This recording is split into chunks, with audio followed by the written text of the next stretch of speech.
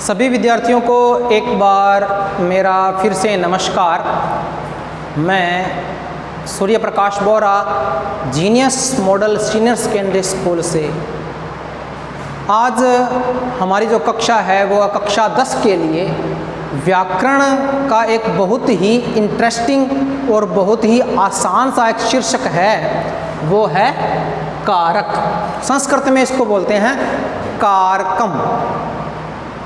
हमने छोटी क्लासों में जो पढ़ा है ना, जैसे कर्ता ने, कर्म को, कर्ण से, इस प्रकार जो मैंने कारक पढ़े हैं वही कारक है कारकम। सबसे पहले बात आती है कारक की परिभाषा क्या होती है। कारक हम किसे कहते हैं? कारक संस्कृत में इसकी परिभाषा होगी, वो है क्रिया जनकत्वम कारकम। क्या होगी? क्रिया जनकत्वम कारकम। क्रिया जनकत्वम यानी कि जो क्रिया को उत्पन्न करता है, जो क्रिया को उत्पन्न करता है वो क्या कहलाता है? कारक। एक परिभाषा और भी होती है इसकी, यस्या क्रियया सह, यस्या क्रियया सह साक्षात परोक्ष व संबंधो भवति, कि जिसका क्रिया के साथ या तो साक्षात या परोक्ष यानी प्रत्यक्ष रूप से भी या अप्रत्यक्ष रूप से जिसका संबंध होता है वह क्या कहलाता है? कारक। वह कारक कहलाता है। यानी यस्या क्रियया सह साक्षात परोक्ष व संबंधो भवति स कारकम इति कथ्यते, वह कारक कहलाता है। अब बात आती है कि कारक के कितने भेद होते हैं। हमने पढ़ा भी है कि कारक के 7 और एक संबोधन को मिला लेते हैं 8 भेद होते हैं, लेकिन संस्कृत में जो भेद होते हैं वो कितने होते हैं? 6 कारकाणी, यानी कि 6 का मतलब 6, 6 का मतलब 6 कारक के 6 भेद होते हैं। अब बात आती है भी कौन सा नहीं होता? तो नहीं होता, संबंध जो है वह कारक का भेद नहीं होता। संस्कृत में संबंध को कारक नहीं माना जाता, इसलिए जो कारक है वो अच्छे, और संबोधन है वो किस में आता है? कर्ता में ही आता है। कर्ता का ही वो एक भाग है, इसलिए मुख्य रूप से कारक के कितने भेद हो जाते हैं? 6।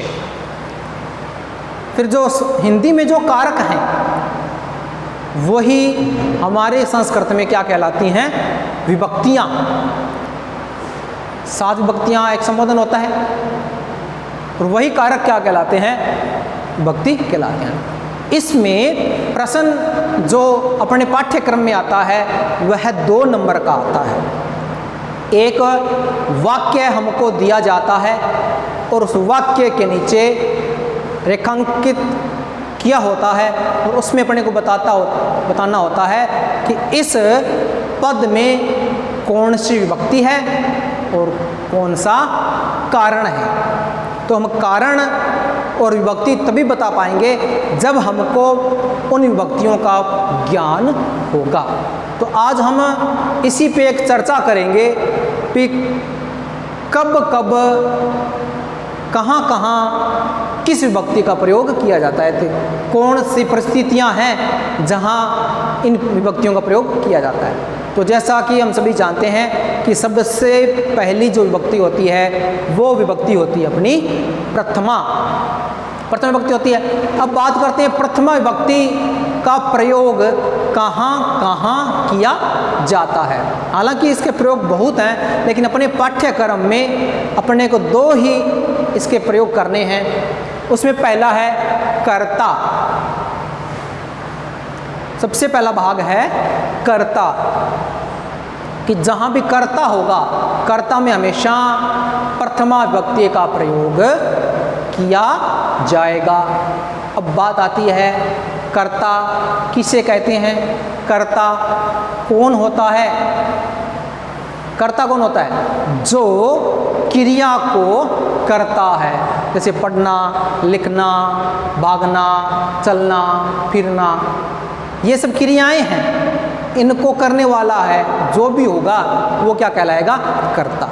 और ये बात ध्यान रखना, जो क्रिया हिंदी में होती है वही संस्कृत में धातुएं कहलाती हैं। पठ है, लिख है, पठ धातु, लिख धातु, वृक्ष धातु, धाव धातु, तो ये जो धातुएं हैं ये क्या है?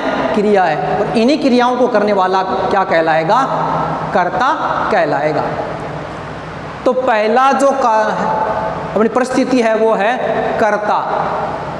कर्ता कारक में हमेशा प्रथमा विभक्ति का प्रयोग किया जाता है।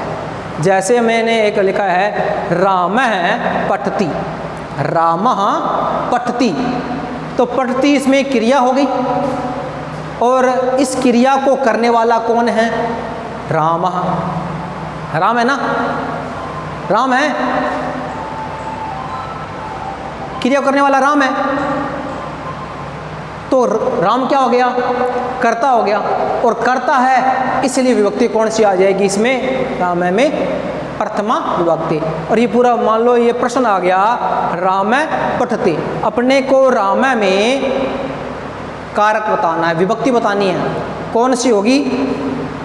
क्रिया को करने वाला कर्ता, और कर्ता में प्रथमा, तो विभक्ति कौन सी लिखेंगे? प्रथमा।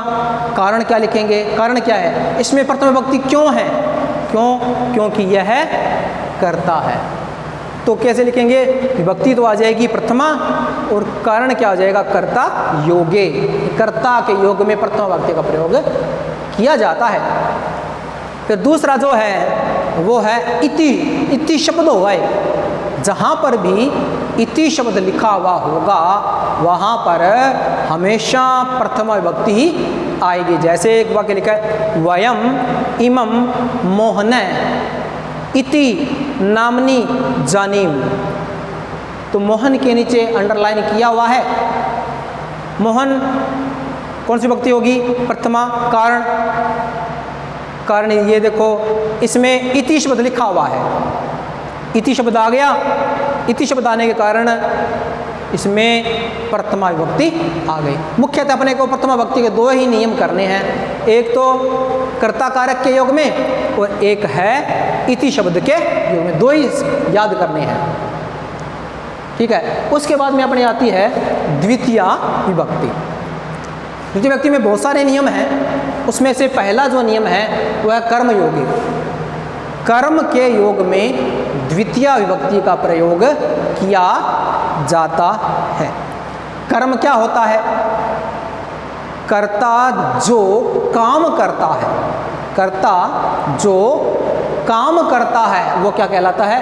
कर्म कहलाता है। और कर्म के योग में हमेशा कौन सी विभक्ति आएगी? द्वितीया। जैसे रामः पुस्तकम पठति, रामः पुस्तकम पठति।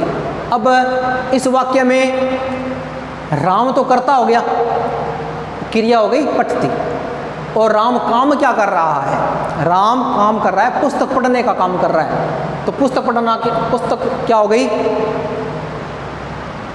कर्म हो गया। तो कर्म होने के कारण इसमें द्वितीय विभक्ति आएगी। और कारण क्या हम लिखेंगे? कर्म कारकस्य योगे, कि जहाँ पर भी कोई कर्म होगा कर्म में हमेशा द्वितीय विभक्ति का प्रयोग किया जाएगा। फिर बात दूसरा नियम है कि एक धातु होती है वस। कौन सी धातु होती है? वस धातु। वस का मतलब होता है बैठना, रहना। क्या होता है? रहना। वस धातु के साथ चार उपसर्ग आते हैं। उपसर्ग हमने पहले पढ़े हुए भी हैं।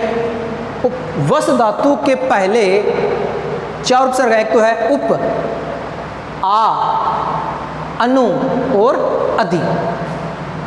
उप, आ, अनु, अधि, इन चार उपसर्ग के साथ कभी भी वस धातु आ जाती है ना, तब हमेशा द्वितीय विभक्ति का प्रयोग ही किया जाता है। जैसे स वनम उपवसति, वह वन में रहता है। तो वन अपने को विभक्ति बतानी है वन शब्द के अंदर। वन शब्द में कौन सी विभक्ति होगी? द्वितीया। क्यों होगी? क्योंकि उपसर्ग पूर्वक वस धातु, क्योंकि उपसर्ग के साथ में वस धातु आई हुई है। जब अनु, अधि, आ इनके साथ में वस धातु आ जाएगी, इनके साथ में जो शब्द होगा वो कौन सा होगा? द्वितीया विभक्ति का। अन्य किसी विभक्ति का शब्द है तो वो हमेशा गलत ही होगा। इनके साथ हमेशा द्वितीय विभक्ति का प्रयोग ही किया जाएगा। तो आज हम केवल इतना ही करेंगे और आगे हम जब अपनी नेक्स्ट क्लास होगी उसके अंदर अपने आगे भी बड़ा पूरा इसका विस्तार के साथ इसका वर्णन करेंगे। तब तक आप इसका बार बार अभ्यास करते रहिए। धन्यवाद।